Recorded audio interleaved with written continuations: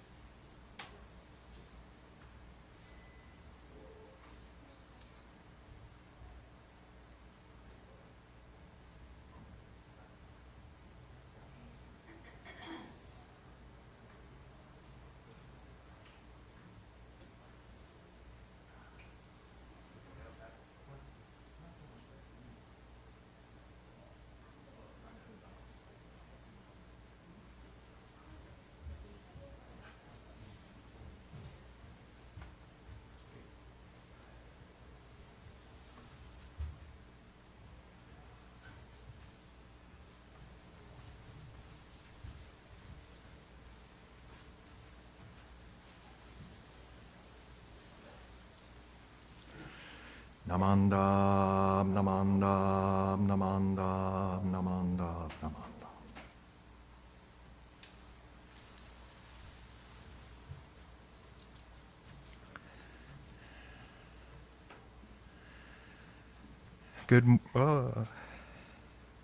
Good morning, everyone. Welcome to our Dharma family service. This is our first service in March, and so there's lots to talk about. But first, we'd like to begin with Sutra chanting, and so we will be chanting Juseige, which is on page 23 in your small purple book.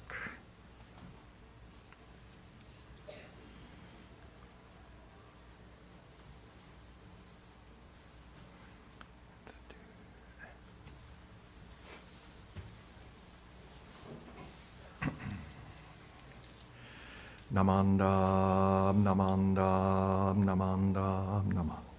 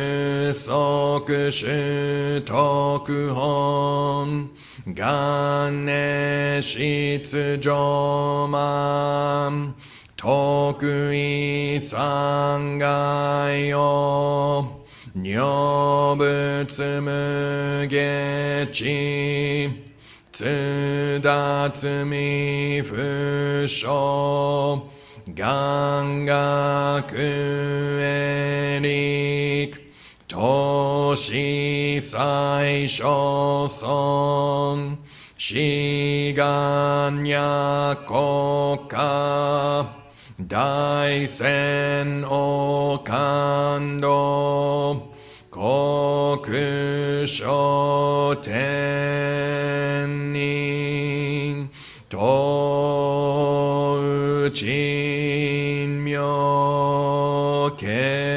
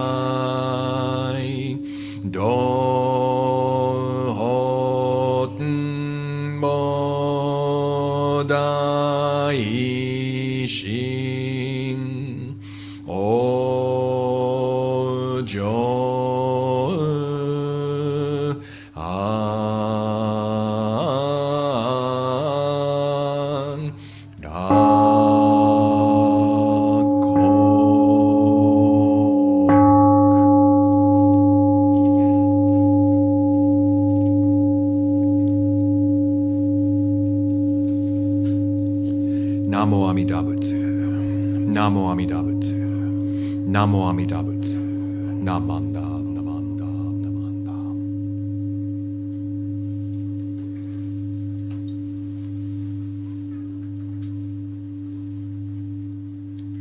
Okay, next let's recite the three treasures, which is on page 3 in the small purple book.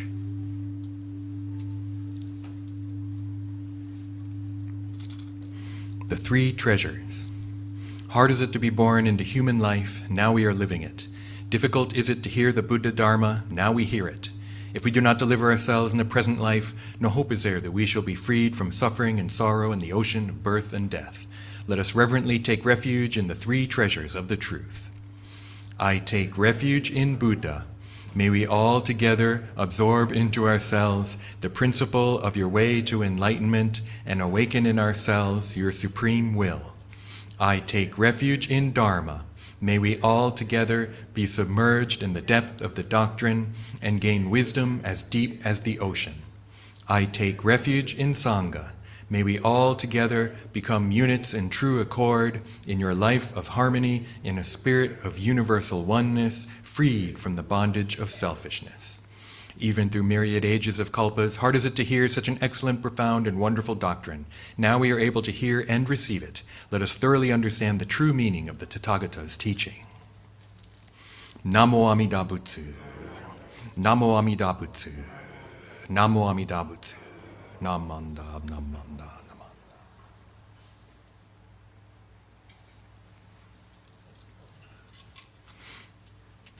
Okay, thank you very much. I'd like to deliver the Dharma talk right now. And like I mentioned, there's a kind of a few things happening this month, right? So we're March, it's almost spring. There's about 2 more weeks left until spring starts. It doesn't seem like it, because it's been really cold compared to past years, right? But we're coming up on spring, so you know what that means? Spring Ohigan, right? So this is the month when we talk about Ohigan. So I'll talk about that in a little bit. But then another thing that's happening is next week, the Bay District, so it's not just Buddhist Church of Oakland, we have other temples here in the Bay Area, we call it the Bay District, Berkeley, Alameda, San Francisco, San Mateo, Palo Alto, Southern Alameda County Buddhist Church, Enmanji, right? We have Marin. We have all of these other temples in the district, not just ours. And so this year is a very special year related to our founder, Shinran Shonin. Right? Shinran Shonin. He's in the picture behind me in the Naijin. You can even see that online. Maybe the online can see it better than you can see it. It's kind of far if you're here in the room, right? We also have the statue out in the hallway. Right? You've heard me talk about Shinran Shonin before, but this year marks 850 years since he was born. Can you believe that? 850 years since Shinran was born. And then 800 years since Jodo Shinshu was established. Right? So in addition to Ohigan, we're also thinking about Shinran because next week we're going to do a special 850th, 800th service at Palo Alto, at the Palo Alto Buddhist temple. So we won't have service here, but if you're not going to Palo Alto, you can still come and watch on the big screen. It's not there anymore. You can see Reverend Endo. But we will have the screen set up. So if you're not going to go all the way to Palo Alto, you can still come to the temple and hang out here with people and watch that service. It'll be not just me, it'll be all the other Bay District ministers. We're going to have our bishop, Reverend Marvin Harada. These are kind of the two things that got me thinking today. Okay, spring and the 6 paramitas and Ohigan and Shinran Shonin. Right? So in honor of Shinran Shonin, I'm wearing my blue Shinran Shonin commemorative wagesa. So you see that here. So this one, makes me think of Shinran. I think it's more for his memorial anniversary, and yet still I associate it with Shinran Shonin. So I wore this. And then, I'm also teaching a class on the 7 masters of Jodo Shinshu. Okay, so Shinran Shonin didn't just make stuff up out of the blue. Shinran Shonin listened to the teachings of Shakyamuni Buddha, and he also learned from his teacher, Honen, who's the 7th of the 7 masters, and then these other masters that are really important for Shinran. So I'm not going to name them all. It's too much information, right? TMI, right? But I do want to talk about one today, Vasubandhu. Vasubandhu. He's an Indian master, right? He's early, maybe 5th century, 4th, 5th century CE. So he lived 700-800 years before Shinran. And he's a master who's associated with the mind-only teaching, the teaching of mind only. We usually look at things and I think, well, this is a pen, right? That's a pew. That's a flower on my podium here, right? And I think, there's the flower, here's the pen, they're real. Yogacara, or this mind-only teaching, and you've heard me talk about it before, I think, right? Is that, maybe the pen isn't so important as an object in and of itself. Maybe what makes the pen important is me. That it's only a pen because I write with it, right? By writing with it, it's a pen. Without me, it's unimportant. It doesn't even have its essence without someone to actually use it. So this teaching also recognizes that it's important, it's not just the thing, but it's the perceiver too, the person seeing the pen, the person touching and using the pen. Right? So, and one of the good examples of this is the poem about the clapping of hands. Right? So imagine you're sitting at a temple, right? And it's beautiful, and they have a nice pond, and there's a pagoda, and you get to just sit and relax. And then you're like, I'm kind of thirsty. I'd like some tea. So I clap my hands. Right? When I clap my hands, the birds, they're startled, so they fly away. The koi, right, the carp, fish, when they hear the clapping hands, they're like lunchtime, and they come swarming because that's what they hear, that's what they want, is food. But the serving person, the servant, hears the clapping of hands and rushes over bringing tea.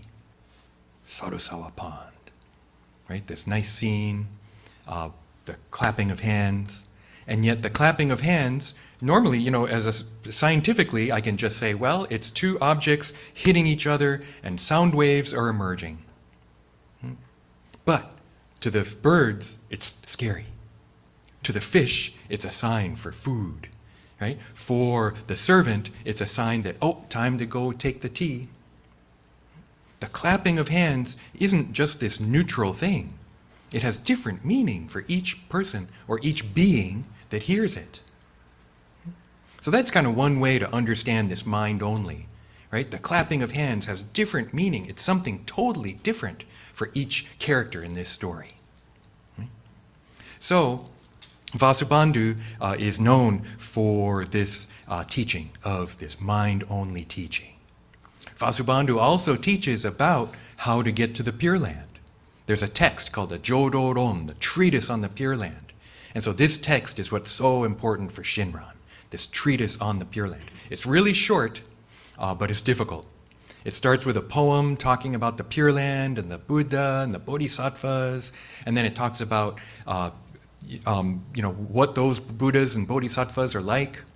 And so that's a poem, and then it goes on, there's a commentary, auto-commentary, because it's the Vasubandhu writes the poem and then explains it and writes down the explanation. So in that explanation, it goes into more detail. So what's this poem about? It's about the Pure Land and how to get there for bodhisattvas. So this text is really important for Shinran. Now, Vasubandhu's name in Japanese, or in Chinese, which we pronounce in Japanese, is Tenjin. Tenjin. Now it's kind of confusing because in Japanese, after the n sound, the jin by itself is shin. But because there's an n in front of it, it gets the ten. So it's not tenshin, it's tenjin. But shin by itself, the jin by itself is shin. Doesn't that sound familiar? Shinran. Shinran's name, the shin from Shinran's name, is taken from Tenjin. That's how important Vasubandhu is to Shinran.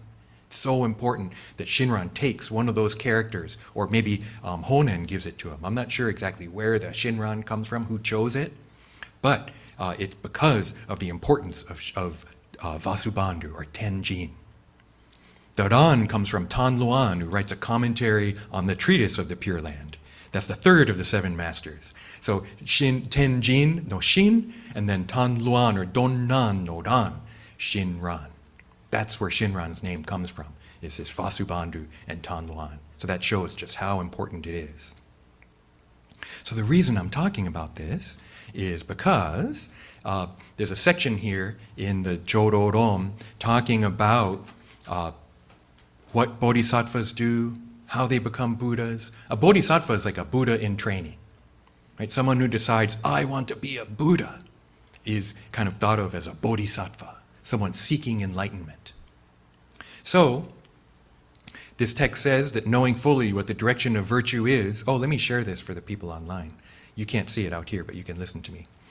Knowing fully what the directing of virtue is, the bodhisattvas fulfill it, and thus they become free of the three kinds of divergence from the gate of enlightenment. What are the three? So there are three things that get in the way of enlightenment. Right? And bodhisattvas don't do that. They turn away from it. It's kind of, there's a lot of like double negatives and stuff, but so here's first, by adopting the gate of wisdom, they refrain from seeking their own pleasure, and thus become free of egocentric attachment to their own self.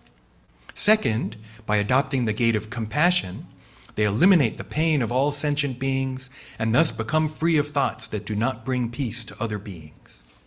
Third, by adopting the gate of skillful means, they compassionately look on all sentient beings. Thus, they become free of thoughts of paying homage to and revering their own self. This is called becoming free of the three kinds of divergence from the gate to enlightenment. So there was a lot in there, and sorry, it's kind of confusing, right? But one, so what are the things that get in the way? What are the things that are barriers to becoming Buddha? Egocentric attachment to one's own self, right? Attaching to this me. I'm so important, right? And so the gate of wisdom is what allows them, also seeking their own pleasure, right? So just seeking pleasure and being attached to myself, that's not what bodhisattvas do. That's a barrier. Does it sound familiar though? That's kind of what I do, right? I seek my own pleasure. I like to eat nice food and, For me, pleasure is just kind of sitting on the couch. That's what I did yesterday afternoon, right? So seeking one's own pleasure, egocentric attachment to oneself. I think I'm guilty of that, you know. So these are things that are barriers to enlightenment. The next one is that they become free of thoughts that do not bring peace to other beings. So a lot of times, thoughts that I have, they don't bring peace to other beings, right? That maybe they make other people mad. The third one, become free of thoughts of paying homage to and revering their own self. Wow, that's like, maybe it sounds kind of like egocentric attachment, but you know, I think we do that in Western culture, right? Paying homage to one's own self, right? Revering one's own self. I put up a lot of videos on YouTube, right? And I look at these videos a lot to, you know, first when I'm making it, and then to make sure it's okay, and then because I want to watch it again, right? So I'm like sitting here watching myself, oh wow, that's pretty good. Oh, I'm going to watch it again. I'm going to watch it again. I don't think I'm alone in this, right? Our current culture with TikTok and Instagram and YouTube and all of this, right? Putting up a video, we have influencers, and we have, you know, all this stuff of putting my own image up on the internet, putting up my own ideas, right? Putting up these images of myself playing. I can totally see this paying homage to myself. And then I watch it later. I'm like, okay, I gotta brush my teeth, and then I gotta do the mouthwash thing for a minute. And so my YouTube video is a minute, so I'm gonna watch my YouTube video while I'm, you know, doing my mouthwash, right? So it's like paying homage to myself, revering myself. That's what bodhisattvas don't do. They get rid of this stuff, right? Which implies that they're selfless, right? Implies that they're not thinking about themselves. They're only thinking about others, right? So that's the opposite of these, right? These are the barriers. What is the way to become a Buddha? What do bodhisattvas do? They're not concerned with their own self. They're concerned about others. They're not concerned with their own happiness. They're concerned with others and trying to help others to be happy. So, if I was going to make this simple, right, maybe I should have done that first. But I think it's good to learn a little bit about, you know, this is high-level stuff of the Jodoron and Vasubandhu, and it's stuff we really don't hear about that much at church, right? But to know, wow, here's this person that's so important to Shinran, Vasubandhu, Tenjin Bosatsu. If we listen to Shoshinge, which we don't chant that often, but when we hear Shoshinge, Tenjin Bosatsu Zoron Setsu, there's Tenjin Bosatsu, Tenjin Bodhisattva, Vasubandhu Bodhisattva, right? Is someone who comes up in Shoshinge, right? And so knowing, wow, and he's so important to Shinran? Okay, even Shinran's name comes from his name? Wow. I find it interesting. I think it's kind of interesting, you know. There's so many ideas in this text, going to the Pure Land, returning from the Pure Land, the 5 gates of mindfulness, the things that we can do, and actually one of them is saying the name, Namo Amida Butsu. One of them is bowing. We do that when we come in and out of the temple, right? One of them is seeing the Pure Land. When do we do that? Well, you're doing it now, because here it is, that the Naijin represents the Pure Land, so that you can see the Pure Land. Right? So many of the ideas in this text are important. But I'm just going to try to make it simple, and one of my favorite cartoons is Mutts by Patrick O'Connell, and today they've released some new stuff, some new merchandise, and one of them has this cute image called, and it says, plant kindness. And there's a picture of like a sunflower, and Earl, the dog, has Mooch, the cat, up on top of his shoulders, and they're looking. I'll show it to you later, because you can't see it, but the people online can see it, right? Plant kindness. Even if I can't do this difficult stuff that the Jodoron says, of getting rid of my ego, only thinking about others, that's really hard, right? Really, really super hard. Like I said, everything it says don't do, I think I do, right? And I've been at this for a while, right? I've been a minister for 15 years. I've been studying for 25 years, and I'm still revering myself, right? Still attached to my own self, still seeking my own pleasure. Right? But we hear this message, plant kindness, right? To try and plant kindness so that others can be happy, right? Not so much seeking my own happiness, but trying to help others be happy. I heard a nice phrase, do something every day to make someone else happy. And that sounds pretty easy, just one a day, but I think that's not the easiest thing either. One thing I've been trying to do, when I'm driving, my driving stories, I haven't talked about it so much lately because it hasn't been so bad during the pandemic. But the past few months, the past year, right, the driving has gotten maybe worse than before. I don't know what you think, but what I like to try to do, I've got a couple of merges getting on Route 24, Route 13 for my house. I'm still kind of an aggressive driver.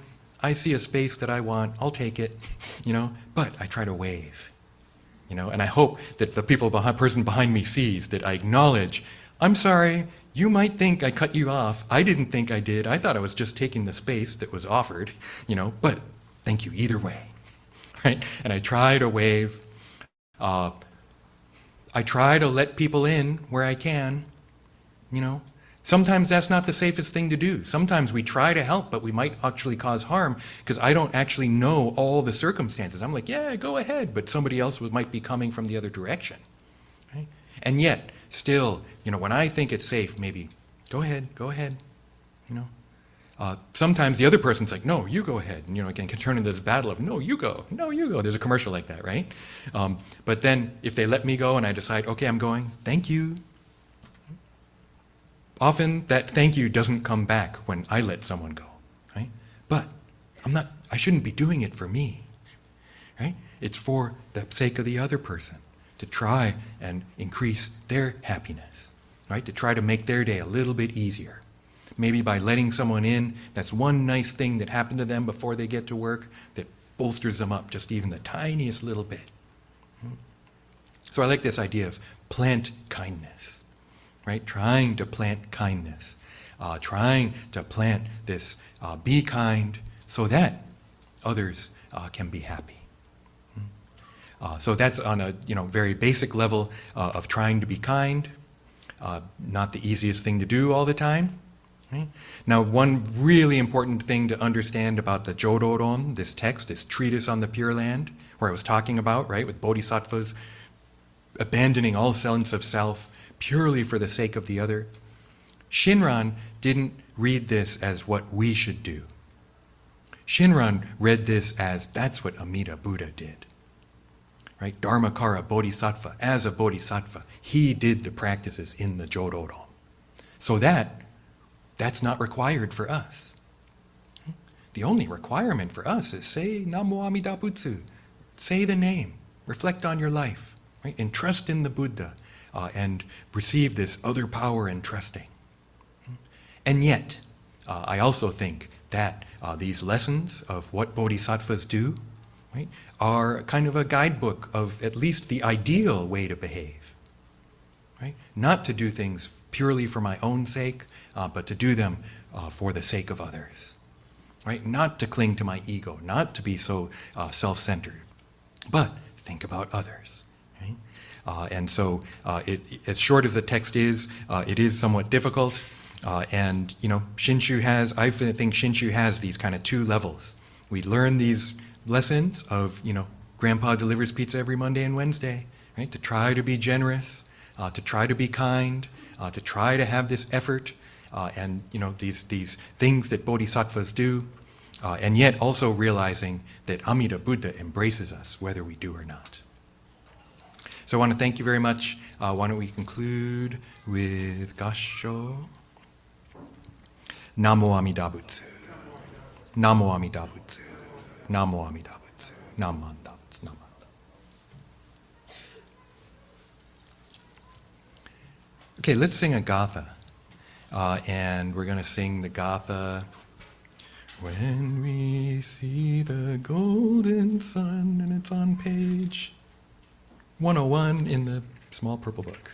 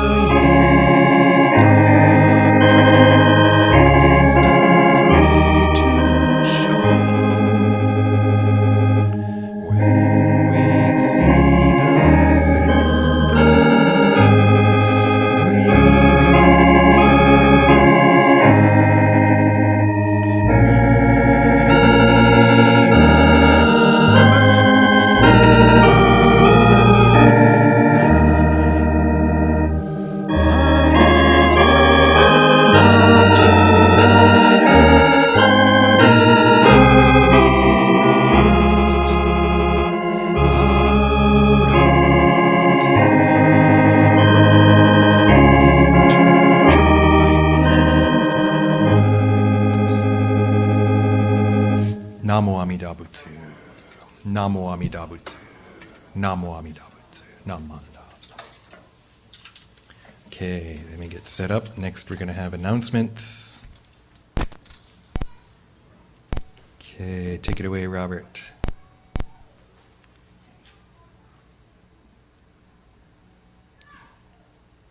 Okay. Thank you very much, Sensei. Hold on. Oh, One more thing I got to do. Speaker. Okay. okay. Thank you very much, Sensei. Good morning, everyone. Welcome to the Buddhist Church of Oakland. Thank you very much for attending today. Actually, I'd like to thank Reverend Bridge for his Dharma talk and officiating today's service. Reverend Endo for assisting in today's service. Steve Terasaki for playing the organ. And our host 11 group for the month of March, being chaired by George Kamida. So thank you very much, George, and your group for providing hospitality to those attending in person at the church today.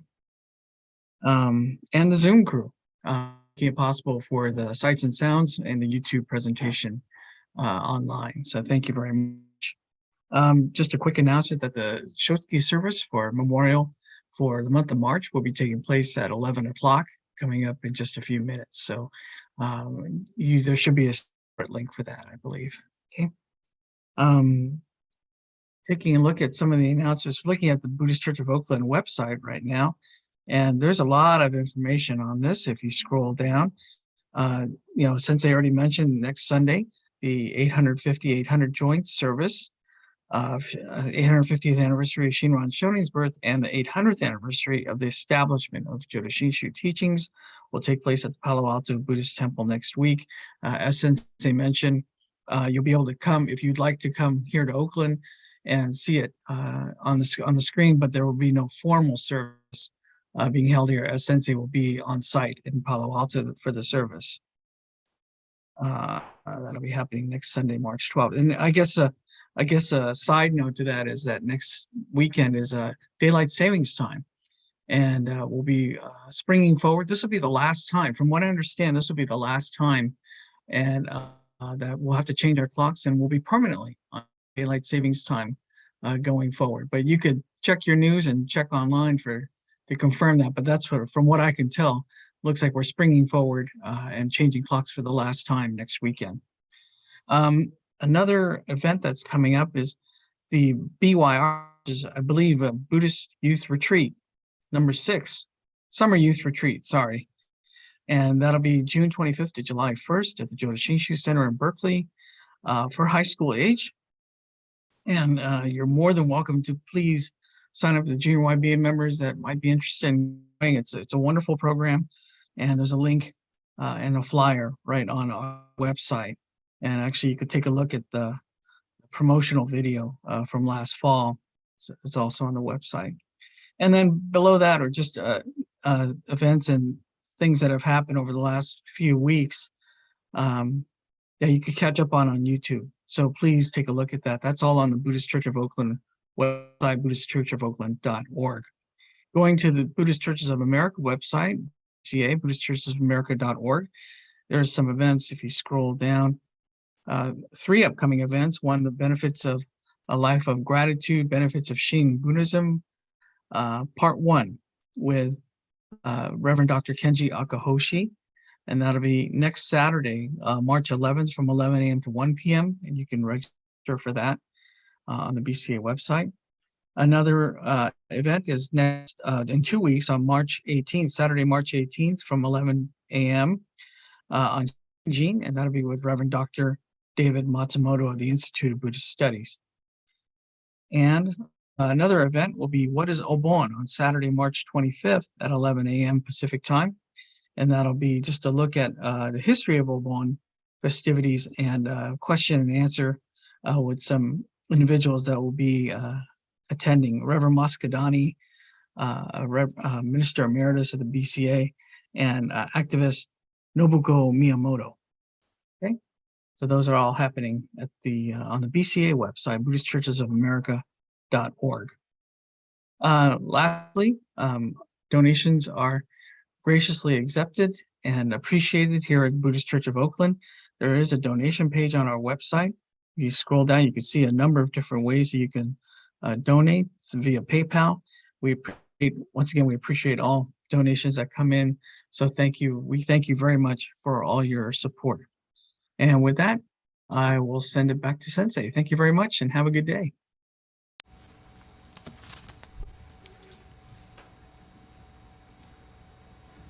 Thank you, Robert. This will conclude our Dharma family service. So let's conclude with Nembutsu. Gassho, please. Namo Amida Butsu. Namo Amida Butsu. Namo Amida Butsu. Namanda Nama. Okay, thank you. The Shotsuki will follow in about 10 minutes.